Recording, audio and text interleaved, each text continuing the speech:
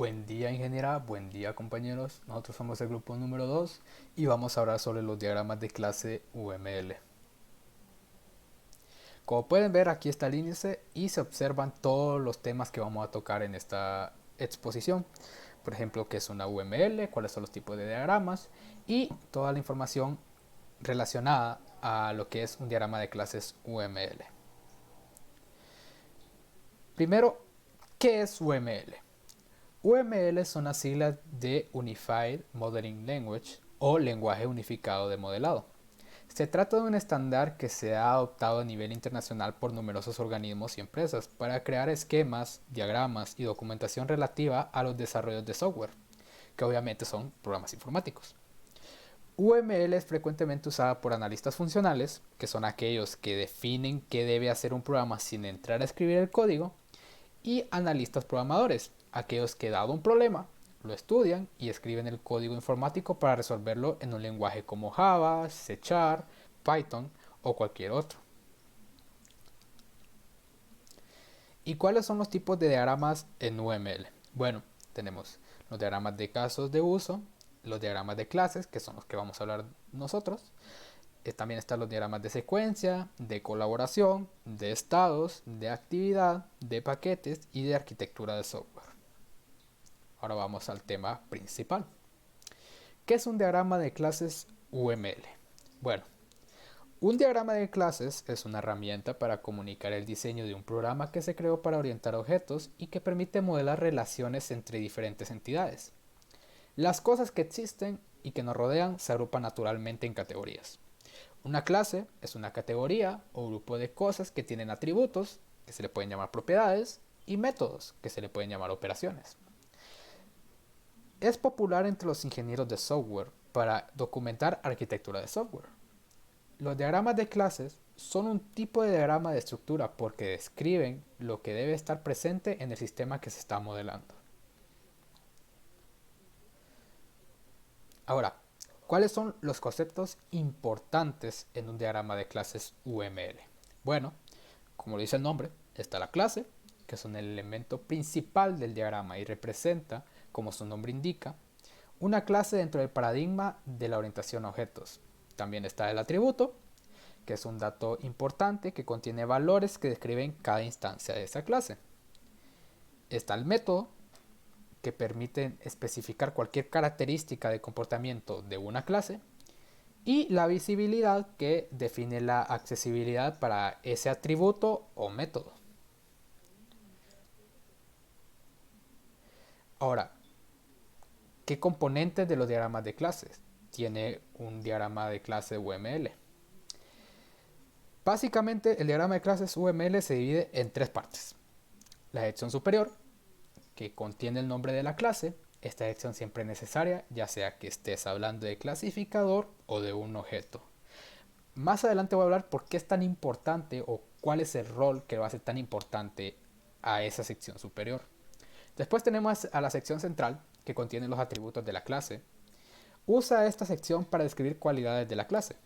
Esto solo es necesario al describir una instancia específica de una clase. Y por último, la sección inferior, que incluye operaciones de clases, que son los métodos. Esto está organizado en un formato de lista. Cada operación requiere su propia línea y las operaciones describen cómo una clase puede interactuar con los datos. Básicamente la sección central, que son los atributos, solo que identifica esa clase. ¿Qué es lo que identifica? ¿Cómo podemos observar esa clase y decir, ok, esto se identifica por tal atributo? Y después está la sección inferior, que son qué acciones que hace esa clase.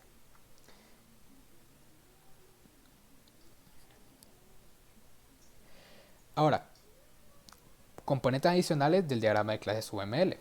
Están las clases, obviamente, que es una plantilla para crear objetos e implementar un comportamiento en un sistema.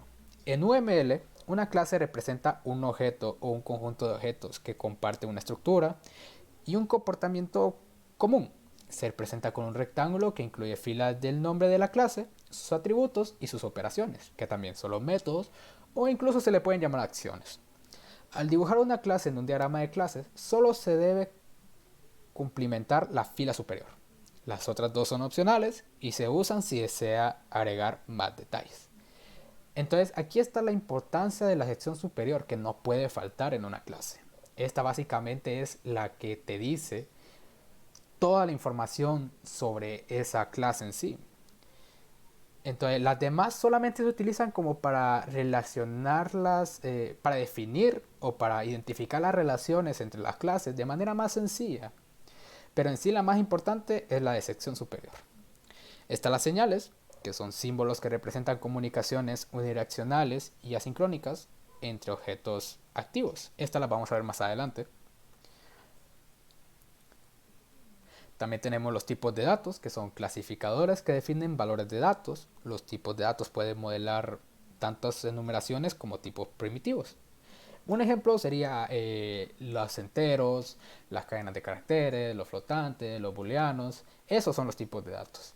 Después están los paquetes, que son figuras diseñadas para organizar clasificadores relacionados en un diagrama. Se simbolizan con una figura de un gran rectángulo con pestañas. Están las interfaces, que es una recopilación de firmas de operaciones o de definiciones de atributos que define un conjunto uniforme de comportamientos. Las interfaces son similares a una clase, excepto porque una clase puede tener una instancia de su tipo, y una interfaz debe poseer como mínimo una clase para implementarla. Después tenemos a las enumeraciones, que son representaciones de tipos de datos definidos por el usuario. Una enumeración incluye grupos de identificadores que representan valores de la enumeración. Los objetos, que son instancias de una clase o clases, se pueden agregar a un diagrama de clases para representar instancias prototípicas o concretas. Y por último tenemos a los artefactos, que son elementos modelo que representan las entidades concretas de un sistema de software, como documentos, bases de datos, archivos ejecutables, componentes de software y etcétera.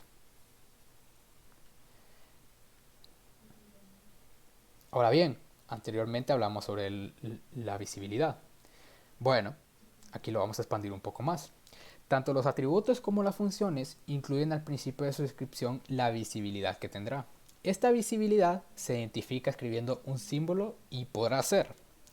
Tenemos la pública y la privada. La pública se identifica con un signo de suma. Representa que se puede acceder al atributo o función desde cualquier lugar de la aplicación. O sea que esa clase puede enviar cualquier dato o cualquier método, cualquier atributo que tenga a las demás clases sin ningún tipo de problema. Después está la privada, que es todo lo contrario. Se identifica con un signo de resta y representa que se puede acceder al atributo o función únicamente desde la misma clase. O sea que no tiene ningún acceso desde otra clase, solo entre ellas mismas se puede comunicar. Después tenemos la protegida, que se identifica por un signo numeral. Esta representa que el atributo o función puede ser accedida únicamente desde la misma clase o desde las clases que hereden de ella, clases derivadas. Esta clase de herencia la vamos a hablar más en el futuro. Estos tres tipos de visibilidad son los más comunes, pero se pueden incluir otros en base al lenguaje de programación que se utilice. Pero esto no es muy común, usualmente siempre son los tres que les hablé anteriormente, pero tenemos algunos ejemplos, por ejemplo el de derivado y el de paquete. Ahora bien, aquí hay un ejemplo de cómo está estructurado y cómo funciona un diagrama de clases UML. Tenemos la clase aviones, esa es la sección superior, o sea, esta es la parte más importante del diagrama de clases UML. Esa clase la podríamos dejar solamente así, pero agregamos atributos y métodos, o también como se le dice aquí, acciones, para agregarle más detalles, para que sea más fácil relacionarlas entre sí. Muy bien, los atributos, como dije anteriormente, son los que identifican a la clase. ¿Y qué identifica un avión? Pues el modelo del avión, la cantidad de motores, la velocidad de crucero y la capacidad de carga útil. Eso identifica un avión. ¿Y qué acciones puede tomar un avión? Bueno, puede acelerar, puede elevarse, puede girar, puede descender y puede desacelerar. Otro ejemplo, inclusive más fácil, serían animales. ¿Qué identifica un animal? El color, el tamaño, el pelaje, la alimentación. ¿Y qué acciones tiene un animal? Pues salta, corre, nada, respira. Entonces, De esa manera, con este par de ejemplos que les acabo de dar, se puede ver de manera sencilla cómo es que funciona y cómo está estructurado un diagrama de clases UML. Ahora bien, ¿qué tipo de relaciones se pueden hacer entre clases en un diagrama de clases? Bueno, hay 5 tipos de relaciones: la de asociación, la de agregación, la de composición, la de dependencia y la de herencia. Empecemos por la más sencilla. Este tipo de relación es la más común y se utiliza para representar dependencia semántica. Se representa con una simple línea continua que une las clases que están incluidas en la asociación. Un ejemplo de asociación podría ser: una mascota pertenece a una persona. También como una casa pertenece a una persona, un carro pertenece a una persona. Sencillamente están asociados entre sí. Después tenemos a la agregación. Esta es una representación jerárquica que indica un objeto y las partes que componen ese objeto. Es decir, representa relaciones en las que un objeto es parte de otro, pero aún así debe tener existencia en sí mismo. Se representa con una línea que tiene un rombo en la parte de la clase que es una agregación de la otra clase. Es decir, en la clase que contiene las otras. Podríamos decirle como la clase principal. Un ejemplo de esta relación podría ser: las mesas están formadas por tablas de madera y tornillos. O, si lo decimos de la otra manera, los tornillos y las tablas forman parte de una mesa. Como se puede ver, el tornillo podría formar parte de más objetos, por lo que interesa especialmente su abstracción a otra clase, que en esta clase sería la clase de mesa. Está la composición también, que la composición es similar a la agregación.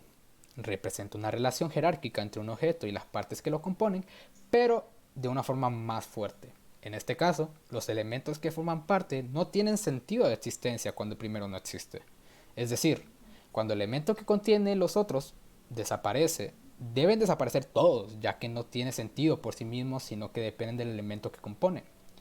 Un ejemplo de esta relación sería: un vuelo de una compañía aérea está compuesto por pasajeros, que es lo mismo que decir un pasajero está asignado a un vuelo, pero si desaparece el vuelo, no hay pasajeros. Por lo tanto, se tendría que borrar ambas partes. Si se borra la clase principal, se tiene que borrar la otra. Ahora bien, las dos anteriores son muy parecidas, pero ¿cuáles son las diferencias? Bueno, un agregado representa un todo que comprende varias partes. De esta manera, en el momento de la implementación, esta relación no es de contención. La composición, por otro lado, implica un acoplamiento aún más estricto que la agregación y definitivamente implica la contención. El requisito básico es que si una clase de objetos llamada contenedor se compone de otros objetos llamados elementos, entonces los elementos aparecerán y también serán destruidos como un efecto secundario de crear o destruir el contenedor. Después tenemos a la dependencia. Se utiliza este tipo de relación para representar que una clase requiere de otra para ofrecer sus funcionalidades. Es muy sencilla y se representa con una flecha discontinua que va desde la clase que necesita la utilidad de la otra flecha hasta esta misma. Como podemos ver en el ejemplo, tenemos dos clases: gestor de pagos y pasarela de pagos. Gestor de pagos, como dice el nombre, es que gestiona todos los pagos. Es el que hace las transacciones, pero no las muestra. Para eso está la pasarela de pagos. Pero la pasarela de pagos depende completamente de la información que hay en gestor de pagos. Si gestor de pagos está vacío, pasarela de pagos también está vacía. Pero si gestor de pagos tiene algún dato, pasarela de pagos se encarga de mostrar esos datos de manera correcta. Por último, tenemos la herencia, que ya se los mencioné anteriormente. Otra relación muy común con el diagrama de clases es la herencia. Este tipo de relaciones permiten que una clase, clase hija o subclase, reciba los atributos y métodos de otra clase, que es una clase padre o superclase. Estos atributos y métodos recibidos se suman a los que la clase tiene por sí misma. Se utiliza en relaciones es un. Podemos ver el ejemplo: tenemos un pez, un perro y un gato. Y arriba tenemos la superclase animal. Como es obvio, un pez, un perro y un gato respiran. Pero ya tenemos la superclase animal que trae ese método, respirar. Entonces no es necesario que en cada uno de los animales que están abajo pongamos el mismo método, sino que sencillamente lo tomen como herencia del principal, de la superclase. Después tenemos cuáles son las áreas de aplicación de los diagramas de clases UML. Bueno, describen tipos dentro de un sistema. El aspecto visual no está vinculado a la aplicación que vaya a utilizarse en el futuro, sino que puede implementarse con diferentes lenguajes de programación y entornos. Como vimos anteriormente, no es necesario que se implemente un lenguaje de programación para un diagrama de clases UML, ya que el objetivo de este es que funcione de manera general, que no importe el lenguaje de programación o la base de datos que se utilice, se puede utilizar sin ningún tipo de problema. También tenemos que modelan arquitecturas de software que ya existen. Si se han de montar más componentes, los diagramas muestran las estructuras donde podrían integrarse. Para los elementos de sistemas futuros, los diagramas de clases crean una guía para el código del programa que puede ser más o menos detallada según se requiera. ¿Esto qué significa? De que si en un futuro estamos ya trabajando en una base de datos, por ejemplo, y queremos agregar otra clase a la base de datos, entonces es más sencillo agregar esa clase primero al diagrama UML, ver cómo se comporta, ver la relación que puede llegar a obtener esa clase, para después acoplarla en la base de datos y así no estar experimentando con esta. De esta manera se puede agregar o se puede eliminar como según parezca y ver cuáles son las consecuencias de esta antes de hacerlo en una base de datos. Después tenemos que representan visualmente modelos de datos que son adecuados para sistemas de diferente complejidad. Representan los requisitos de un software. Pueden enviarse como archivos de imagen en canales internos, permitiendo a los expertos de departamentos diferentes comentar e intercambiar opiniones sobre la arquitectura. El estándar UML utiliza diagramas de clases para representar visualmente su propia notación. Ahora bien, ¿cuáles son buenas prácticas que se debe tener cuando se construye un diagrama de clases? Bueno, los diagramas de clase pueden tender a volverse incoherentes a medida que se expanden y crecen. Es mejor evitar la creación de diagramas grandes y dividirlos en otros más pequeños que se puedan vincular entre sí más adelante. Que eso fue lo que se hizo en el proyecto de análisis que tenemos ahora mismo.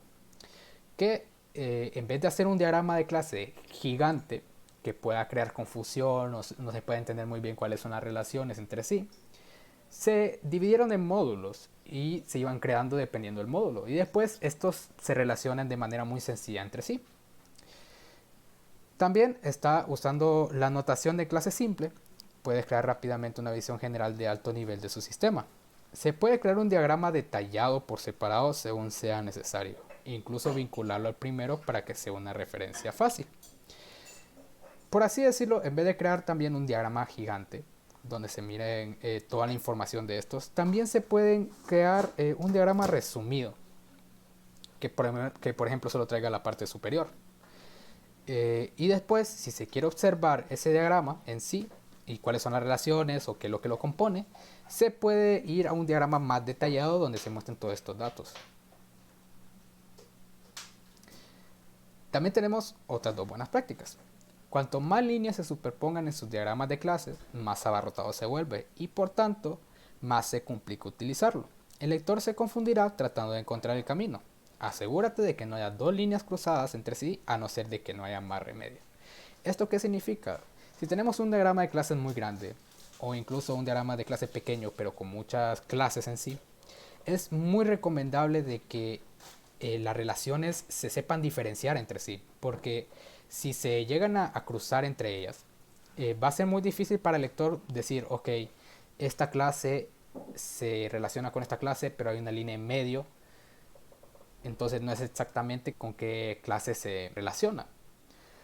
Pero si no se puede evitar, si no hay otra opción, lo ideal es que se agregue por ejemplo, un cuadro de texto a esta relación para que así el lector pueda decir, ok, esta relación pertenece a esta y a esta clase. Después tenemos usar colores para agrupar módulos comunes. Diferentes colores en diferentes clases ayudan al lector a diferenciar entre los diversos grupos. Esto también lo considero uno de los más útiles porque algunas veces cuando estamos viendo el conjunto de relaciones entre las clases, entre los métodos, se puede volver muy difícil seguir exactamente hacia dónde va ese método. Por lo tanto, es ideal de que se le agregue un color a ese método para así poder identificarlo de una manera muchísimo más sencilla cuando se quiere ir a ver la relación a otra clase. Muy bien, esto sería todo por la parte teórica. Ahora los dejaré con mi compañero Jimmy para que les explique un poco más de los diagramas de clase con un ejemplo práctico. Buenos días, ingeniero. Mi nombre es Jimmy Díaz y bueno, una vez analizado lo que es la parte teórica de los diagramas de clases UML, yo voy a proceder con la explicación del desarrollo práctico de estos. Y lo haremos a través de este ejercicio, en el cual se nos pide desarrollar un diagrama de clases UML para un sistema de carritos de compra en línea. El sistema debe manejar un registro maestro de usuarios, los cuales deberán verificar su inicio de sesión. Los usuarios se dividen en dos tipos, administrador y clientes. Los clientes podrán contar con carritos de compra y realizar pedidos de los productos con los que cuenta el sistema. De cada cliente es importante conocer el ID, la contraseña, estado, fecha de registro, nombre, correo, teléfono, saldo, datos de envío y además el cliente podrá registrarse, iniciar sesión y actualizar su perfil. De los administradores es importante conocer el ID, nombre del administrador, contraseña, estado, fecha de registro y este podrá actualizar el catálogo de productos. Los carritos de compra contendrán el ID del producto, cantidad del producto y la fecha en la que se agregó. Al carrito de compra se podrán agregar artículos, actualizar la cantidad, ver detalles del artículo y verificar. De los pedidos es importante conocer el ID, la fecha de creación, fecha de envío, nombre del cliente, ID del cliente, estado y el ID del envío. Y en cualquier momento se debe poder realizar el pedido. Deberá existir un registro de los detalles del pedido. Se debe conocer el ID de la orden, el ID del producto, nombre del producto, cantidad, costo por unidad y el subtotal. Esta clase deberá poder calcular el precio. Deberá existir un registro de los detalles del envío. Se debe conocer el ID del envío, tipo de envío, costo de envío y el ID de la región del envío. Esta información se podrá actualizar en cualquier momento. A partir del enunciado vamos a construir nuestro diagrama de clases. Dentro de él identificaremos las clases, atributos y métodos que tendrán las clases. Las clases las identificaremos analizando los diferentes componentes del enunciado. Estos suelen estar acompañados de sustantivos que los describen. Estos sustantivos son los atributos de dichas clases. Los métodos suelen ser descritos como acciones que realizan las clases. Una vez realizado el análisis del enunciado y habiendo identificado las clases con sus atributos y métodos, procedemos con la elaboración de nuestro diagrama. Para este ejercicio he identificado un total de 7 clases, las cuales son el usuario, administrador, cliente, el carrito de compras, pedido, información de envío y detalles del pedido. Cada una de estas clases contendrá sus respectivos atributos y métodos. Y bueno, vamos a comenzar con el desarrollo y pues podemos observar en el enunciado del ejercicio que vamos a tener dos tipos de usuarios, los administradores y los clientes. También observamos que tienen atributos en común, por lo que vamos a hacer uso de una relación de herencia. Vamos a comenzar agregando en la clase usuario los campos que tienen administradores y clientes en común. Estos son el ID, que llamaremos User ID, y será de tipo entero. Ambos tienen contraseña, la definiremos de tipo string. Un estado que será activo o inactivo, para lo que usaremos un booleano donde 1 será activo y 0 inactivo. Tienen una fecha de registro, esta será de tipo date. Y mencionar que todos estos atributos los hemos definido privados para que solo dentro de la clase se tenga acceso a ellos. El enunciado también nos pide para ambos usuarios un método para verificar el inicio de sesión. Este método será público y yo lo pondré con un tipo de retorno booleano.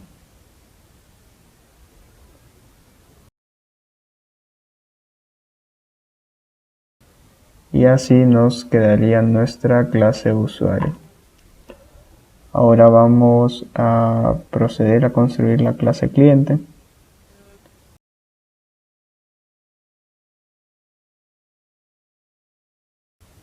Agregamos el campo donde se indicará el nombre del cliente, el teléfono de tipo string, el email también de tipo string,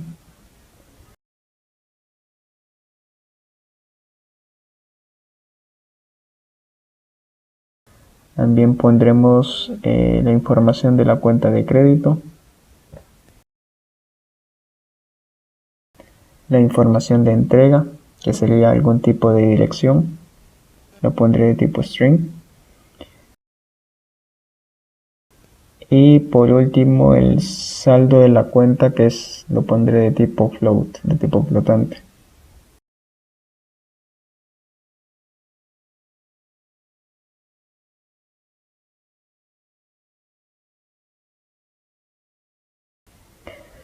Se nos dice que el usuario debe poder registrarse, iniciar sesión y actualizar su perfil.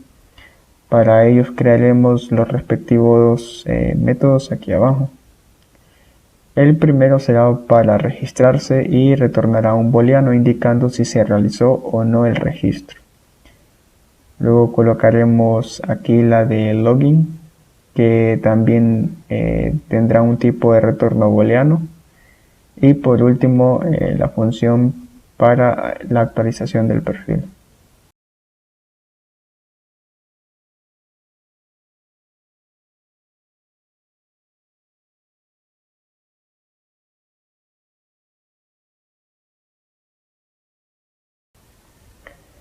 Ahora vamos con la clase administrador.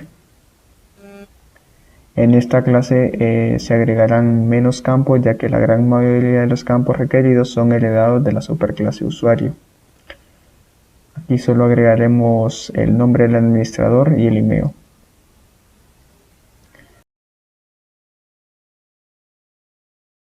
Observamos que el email está en ambas subclases, tanto en administrador como en cliente, por lo cual podríamos poner este campo en la superclase usuario y que ambas lo heredaran de ahí, pero de momento lo dejaré así. Aquí en el administrador, por último, agregamos el método que se nos indicó en el enunciado, que es el de actualizar el catálogo.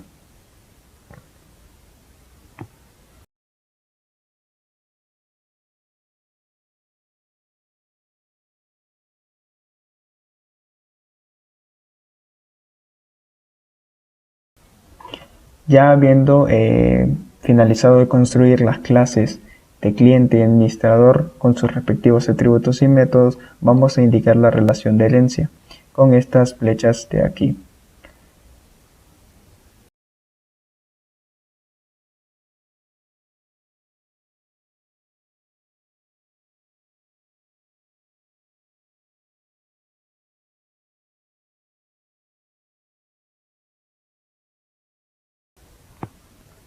Y de esta forma ya indico que la clase cliente y administrador son subclases de la clase principal o superclase usuarios. Y ya de esta forma le daría cada uno de estos atributos y el método a dichas subclases. Ahora vamos a proceder a crear la clase de carrito de compra de los clientes.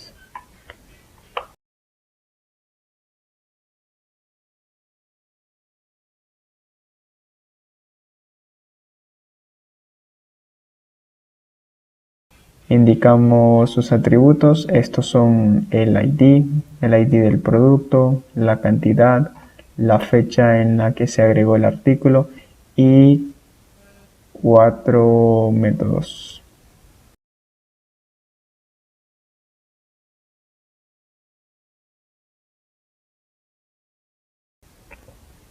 El primer método será para agregar un artículo al carrito, no tendrá ningún tipo de retorno.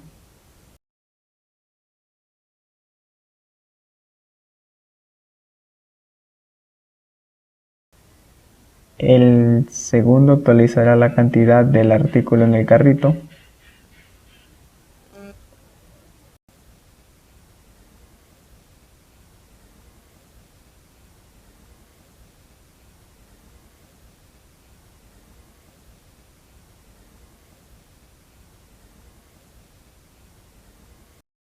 El tercero es para ver los detalles del artículo del carrito.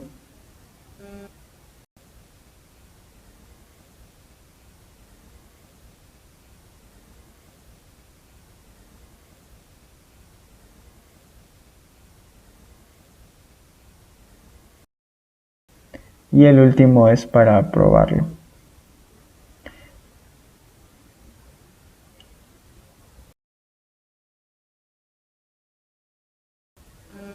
En el enunciado también se menciona la clase pedido.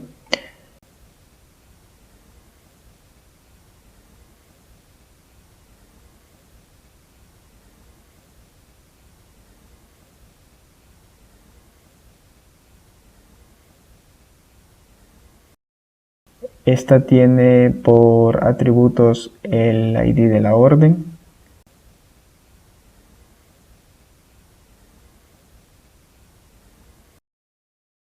la fecha de creación de la orden de tipo date,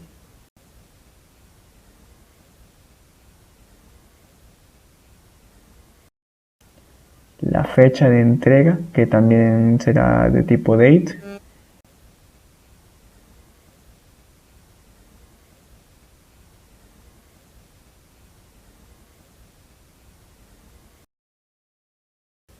el nombre del cliente al cual le corresponde el pedido,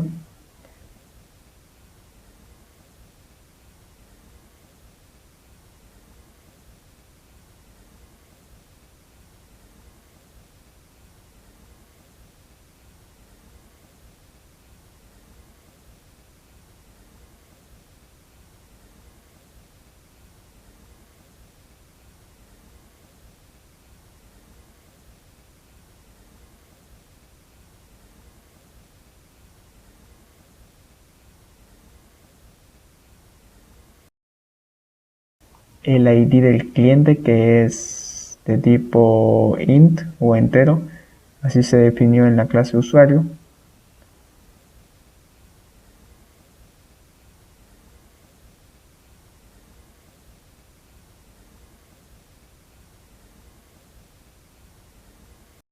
y el último atributo, que es el estado de la entrega, que este lo dejaré de tipo string.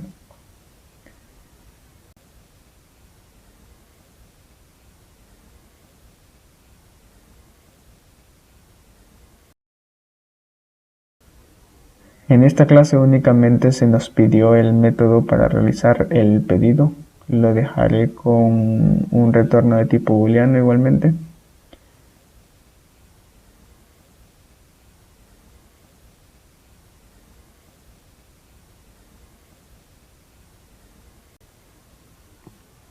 Y bueno, tanto el pedido como el carrito de compras tienen una relación de composición con el cliente. Esto quiere decir que ni el pedido ni el cliente pueden existir, que ni el pedido ni el carrito de compras pueden existir sin el cliente. Al eliminar de nuestro sistema una instancia de la clase cliente, también se nos eliminaría su carrito de compras y sus pedidos. Esta relación se establece con estas flechas de aquí, que al final tienen una forma de rombo o de diamante y que están completamente rellenos. Las unimos.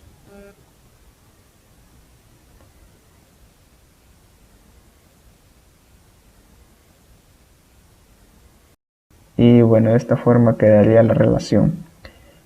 Con respecto a la multiplicidad, tenemos que un carrito de compras o que a un carrito de compras y un pedido pueden pertenecer únicamente a un cliente y que un cliente puede tener 0 o muchos carritos de compra. Por lo tanto, lo definiremos de la siguiente forma.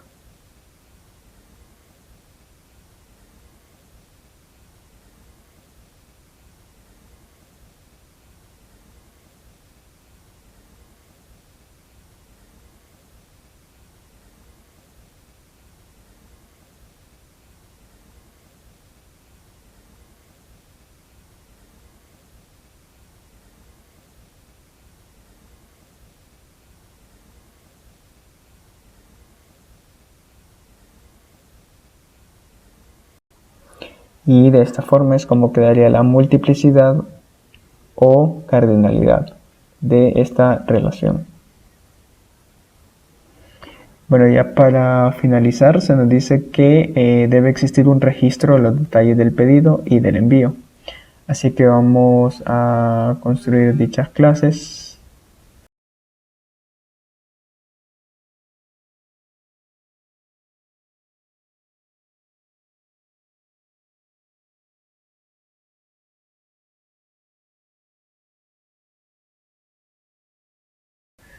Esta será será información del envío, la cual tiene un ID shipping o shipping ID.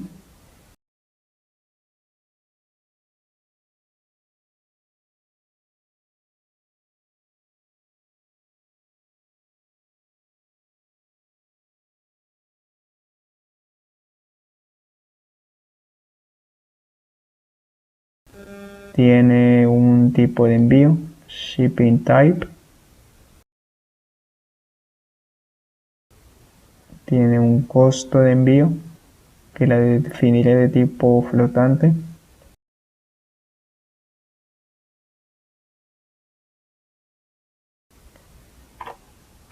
Tiene el ID de la región de envío de tipo int.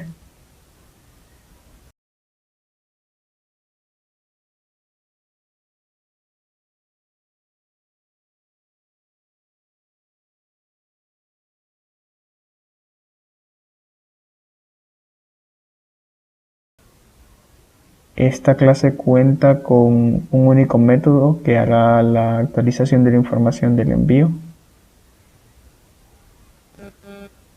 Y es este que creé aquí.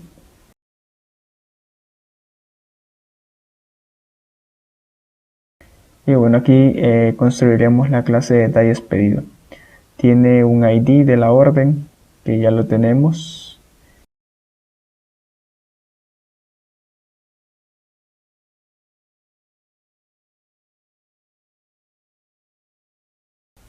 El ID del producto.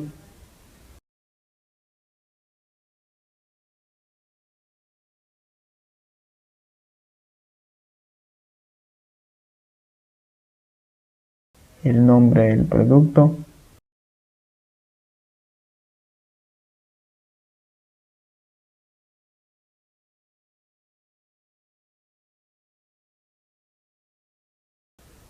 La cantidad.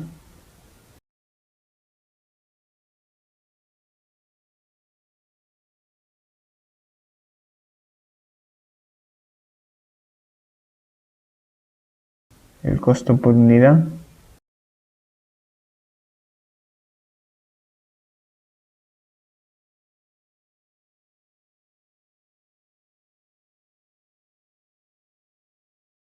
Y un subtotal.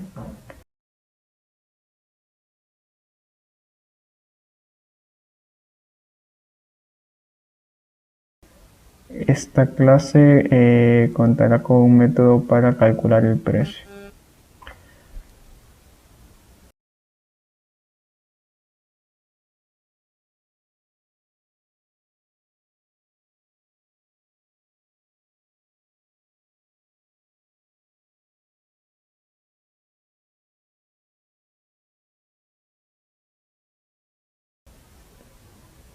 Y bueno, con esto concluimos con la elaboración de las clases. Estas clases también tienen una relación de composición. y es con la clase pedido. Bueno, vamos a unir ambas tablas.